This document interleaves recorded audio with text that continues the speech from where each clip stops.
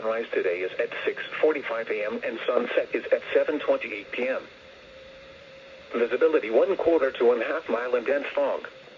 The main impacted area includes Taylor, Clark, Buffalo, Trempealeau, and Jackson counties. The main impact time is until 7 a.m. this morning. Impacts: hazardous driving conditions due to low visibility. If driving, slow down, use your headlights, and leave plenty of distance ahead of you.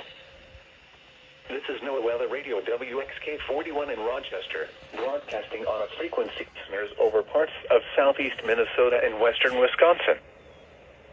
The current time is 7:52 a.m. Central Daylight Time. Dense fog advisory in effect until 9 a.m. Sunday. What? Visibility 1/4 to 1/2 mile in dense fog.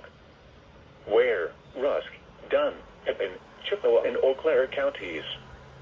When? Until 9 a.m. Sunday. The following impacts are expected: hazardous driving conditions due to low visibility. If driving, slow down, use your headlights, and leave plenty of distance ahead of you. Repeating, a dense fog advisory has been issued until 9 a.m. Sunday for the following county: Pippin, Wisconsin. Now here is the hazard